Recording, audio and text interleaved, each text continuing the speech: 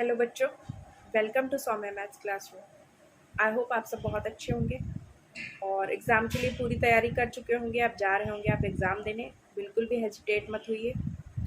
मेरा मन किया कि जो पहली बार एग्ज़ाम देने जा रहे हैं यानी कि जो क्लास 10th के बच्चे हैं उनसे कुछ बात कर ली जाए।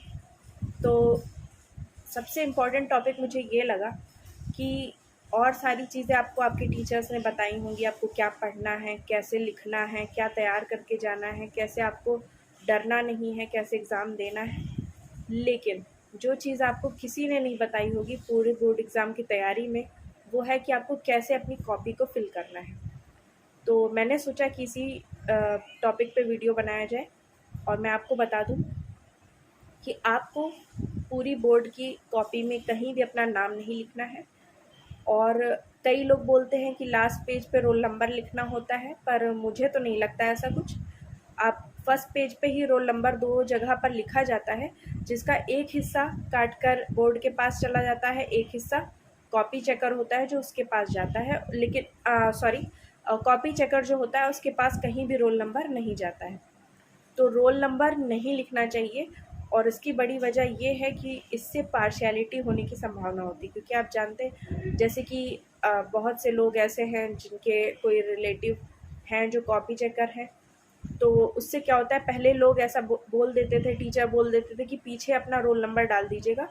तो इससे क्या होता था कि मान लीजिए उनके रिलेटिव्स के पास ही कॉपी पहुंच जाती थी तो वो उसे नंबर दे देते थे। लेकिन ऐसा नहीं करना चाहिए, क्योंकि कई बार आपका नुकसान भी हो सकता है। और इसी तरह कहीं भी उसमें वैसे तो इंस्ट्रक्शन में दिया होता है, पर कहीं पे भी आपको अपना नाम नहीं लिखना होता है और कहीं भी जाति या धर्म से जाति या धर्म का जानकारी देने वाला कोई चिन्ह नहीं बनाना होता है। अब जैसे कि आप मुस्लिम हैं तो आपने 786 लिख दिया, या आप हिंदू हैं तो आपने उसमें ओम या स्वस्तिक बना दिया। ऐसा नहीं करना होता है, क्योंकि कई बार ऐसा होता है कि लोग वैसे ऐसा करना नहीं चाहिए, पर बच्चों को भी ये चीज़ ध्यान देनी चाहिए। कई बार लोग किसी पर्टिकुलर जाति या धर्म के लोगों को कम नंबर दे देते हैं, इसकी संभावना होती है। तो इस वजह से इस तरह की चीज़ें नहीं करनी चाहिए। वैसे भी आप स्टूडेंट हैं तो आपको स्टूडेंट की तरह ही पेश आना है और टीचर भी आपसे टीचर की तरह ही पेश आएगा। कुछ भी करने से आपको नंबर ज़्यादा नहीं मिलने वाले, तो इस तरह की चीज़ें नहीं करनी चाहिए, क्योंकि कई बार टीचर गुस्सा हो जाते हैं इन चीज़ों से और आप अच्छा भी लिख कर आए होंगे तो आपके नंबर कट सकते हैं। तो जो लोग भी बोलते हैं कि इस तरह के काम करने से नंबर बढ़ जाते हैं, उनकी बातों पे बिल्कुल ध्यान मत दीजिए और ईमानदारी से अपनी कॉपी को फिल कीजिए। अच्छे से ध्यान दीजिएगा, रोल नंबर को एकदम सही फिल करने की कोशिश कीजिएगा। पहली बार में एकदम से पढ़ के रोल नंबर मत फिल कीजिएगा, एक दो बार अपना रोल नंबर क्रॉस चेक कर लीजिएगा, उसके बाद में फिल कीजिएगा। और आपको ये भी ध्यान रखना है कि आपको रोल नंबर को अंकों और शब्दों दोनों में भरना है। तो कई जगह पे इस तरह से भी टीचर बता देते हैं कि आपको 84,56,361 इस तरह से आपको नंबर भरना होता है। पर मुझे ऐसा लगता है कि ऐसा करने का कोई फ़ायदा नहीं है।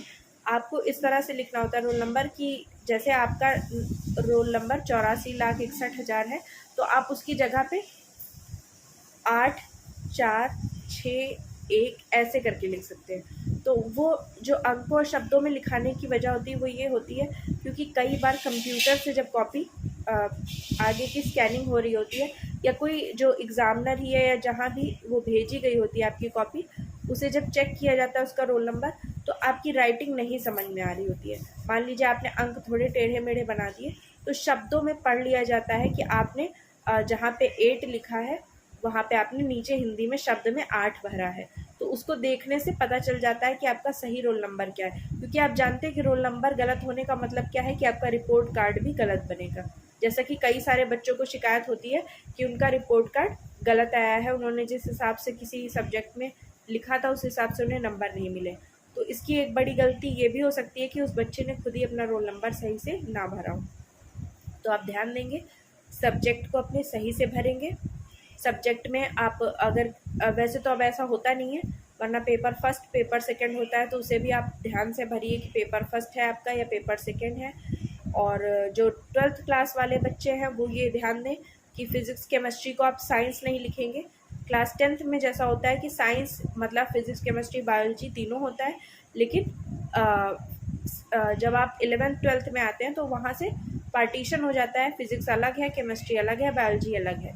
तो आप ध्यान देके फिज़िक्स, केमिस्ट्री, बायोलॉजी अलग-अलग भरेंगे। उसके अलावा आप ध्यान से डेट भरेंगे, डेट ध्यान दीजिएगा, उसी दिन की तारीख को भरिएगा।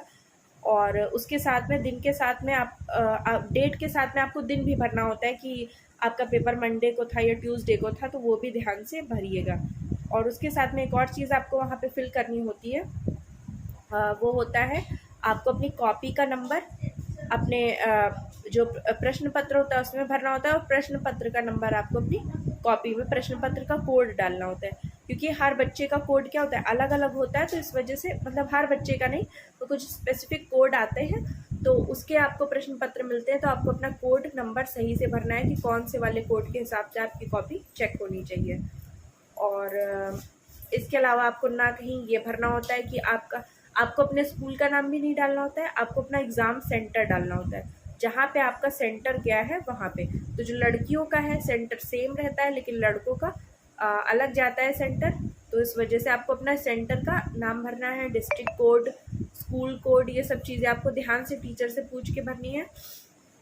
और इसके अलावा आपको अपना रूम नंबर भरना है, जिस रूम में बैठ के आप पेपर दे रहे हैं। तो इन सब चीज़ों में आप टीचर्स की मदद ले सकते हैं।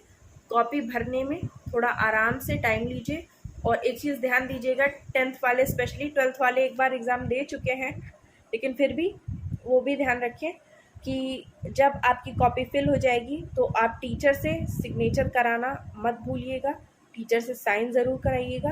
और उसके साथ टीचर आपको एक कॉपी देंगे, यानी कि एक आपका जैसा प्रवेश पत्र है उसी तरह की एक कॉपी आपको मिलेगी। उसमें भी आपको अपने फ़ोटो के सामने अपना रोल नंबर लिखना होगा, अपना साइन करना होगा।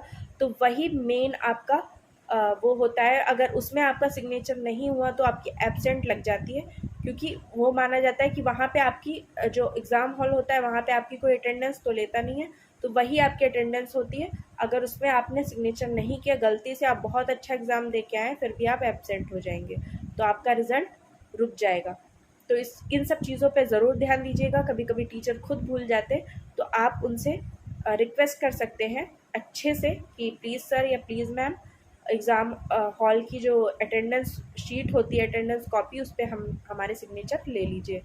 और जब भी आप नई कॉपी कोई लें, यानी जैसे कि आपने एक कॉपी ली, उसे आपने पूरा भर दिया, अब आपको बी कॉपी लेनी है या सी कॉपी लेनी है, तो आपको क्या करना है, हर बार उस पर अपना रोल नंबर डालना है, और जितनी चीज़ें उसमें फिल की थी आपने पहली कॉपी में उनको करिए।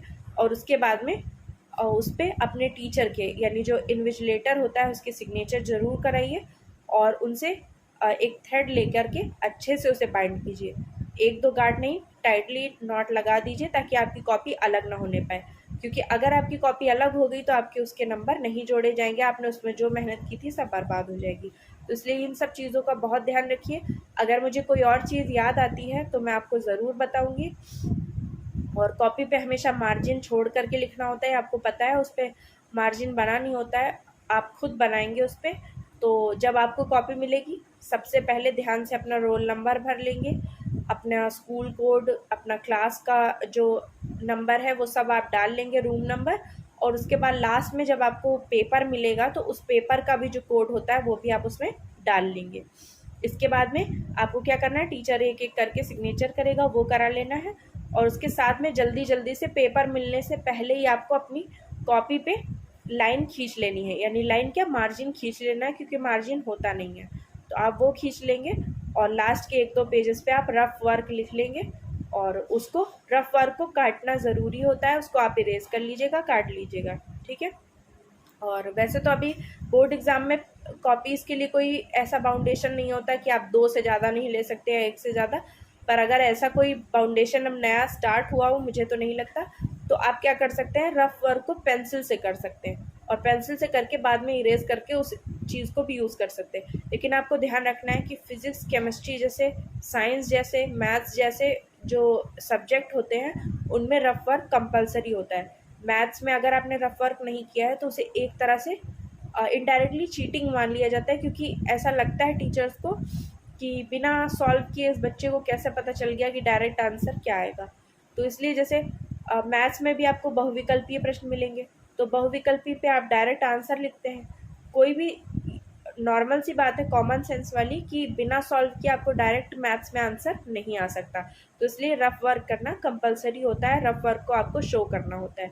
तो उसे हमेशा बायां पृष्ठ जो होता है, बायां पेज, उस पर कीजिए और उसके बाद में उसे ब्लैक पेन से या ब्लैक मार्कर से काट दीजिए और उसके ऊपर साफ साफ रफ वर्क लिख दीजिए। तो इतनी चीज़ें मुझे याद आई, मैंने आपको बता दी। आई होप आपको वीडियो यूज़फुल लगा होगा और इम्पॉर्टेंट लगा होगा। अपने ज़्यादा से ज़्यादा फ्रेंड्स के बीच में इस वीडियो को शेयर कीजिए और चैनल को सब्सक्राइब कीजिए, वीडियो को लाइक कीजिए। थैंक यू एंड हाँ, बेस्ट ऑफ लक।